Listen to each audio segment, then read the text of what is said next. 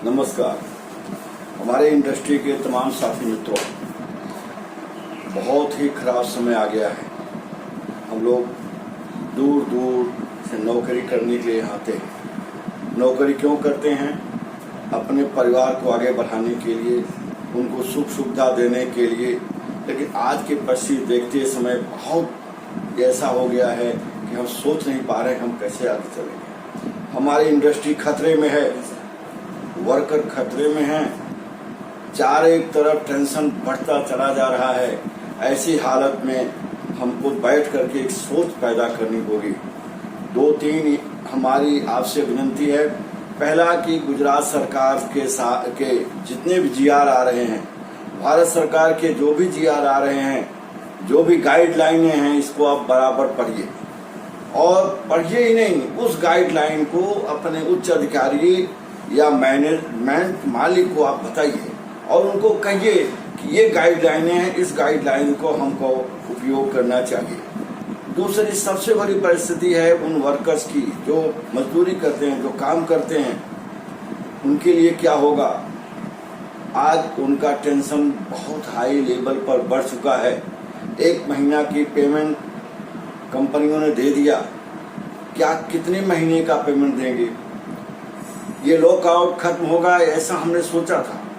हमने विचार किया था कि 15 तारीख को लॉकआउट खत्म हो जाएगा, लेकिन आज की जो परिस्थिति है, इसको देखते हुए, टीवी न्यूज को देखते हुए ऐसा लगता है कि लॉकआउट बढ़ाया जाएगा।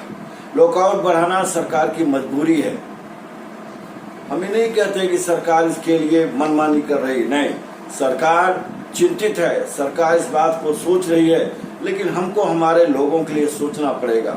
जितने भी वर्कर इसमें यहाँ सिटी में आपकी कंपनी के आजू बाजू मौजूद हैं, उनके लिए आपको सोचना होगा कैसे उनके साथ डायलॉग स्थापित किया जाए, कैसे उनको सांत्वना दिया जाए, कैसे उनको इस परिस्थिति से अवगत कराया जाए। वर्कर की आर्थिक स्थिति खराब तो हो ही रही है, साथ में उनके खाने पीने की भी समस्याएं हैं। सरकार ने अमुक 7 किलो गेहूं और 1 किलो दाल की व्यवस्था किया। क्या गेहूं लोग चबाएंगे, दाल लोग खा जाएंगे? नहीं, उसके साथ काफी सारी चीजें हैं जो वर्कर नहीं संभाल पाएगा। ऐसी हालत में हमको क्या करना है, उस बात को मैनेजमेंट को और वर्कर्स के बीच में डायलॉग के द्वारा हमको ठीक करना होगा। अगर हमने नहीं ठीक किया तो परिस्थिति बहुत भयंकर होगी। दूसरी बात यह है कि हमको अपने परिवार के साथ भी संपर्क बनाए रखना है। सरकार, हमारी जो एसोसिएशन है, उस एसोसिएशन के थ्रू सरकार के सामने हमको डिमांड भी रखनी पड़ेगी और ये कहनी पड़ेगी कि हम सरकार के तमाम गाइडलाइनों की पालन कर रहा हूं, लेकिन थोड़ी थोड़ी हमारी कंपनी को चलाया जाए। अगर ये कंपनियां नहीं चलाई गई तो बहुत बुरा होगा, लोगों का मानसिक संतुलन खराब हो जाएगा। कहीं ये आपस में उठकर खड़े होकर के कहीं अलग रास्ता नहीं अपना लें, इस बात को हमको सोचना पड़ेगा।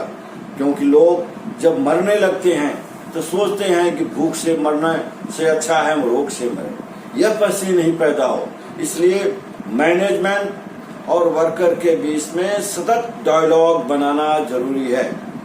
डायलॉग कैसे बनेगा ये हमारे विद्वान साथी जानते हैं। हमारी काफी सारी कंपनियां हैं जो हमारे यहाँ फोन आ रहे हैं, वो बता रही हैं उनका वर्कर के साथ कैसे संकलन बन रहा है, कैसे डायलॉग हो रहा है। काफी सारी जो कंपनियों में सांत्वना देने का काम शुरू हो गया है, मैनेजमेंट भी बात कर रहे हैं, लेकिन कुछ कंपनियां ऐसी हैं जो मैनेजमेंट और वर्कर्स की दूरी बढ़ती जा रही है, वो बड़ी खतरनाक है। कल अगर आपकी कंपनी चालू होने वाली होगी तो वर्कर कहाँ से पाइएगा?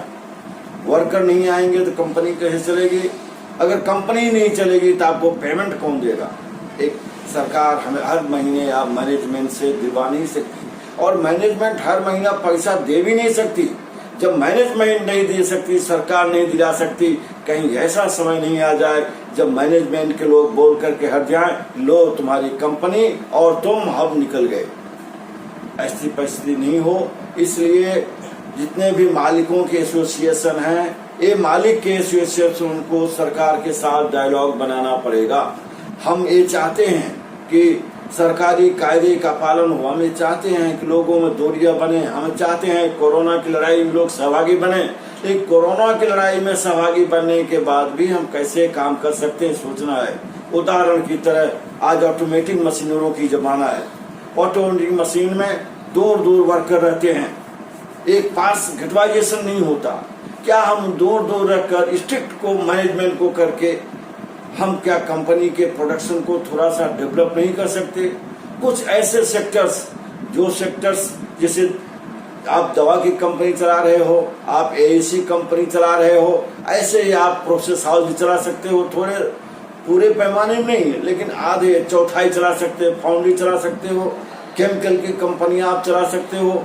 आपको 100% वर्कर नहीं मिलेंगे, आपको 10-20% वर्कर मिलेंगे, लेकिन 10-20% वर्कर्स को अगर आप काम देंगे तो आपको मालूम है हजारों वर्कर्स को एक आशा बनेगी, एक निराशा खत्म होगी और वो सोचेंगे कि चलो आज नहीं तो कल मेरी कंपनी चलेगी, कल मेरी कंपनी आगे बढ़ेगी।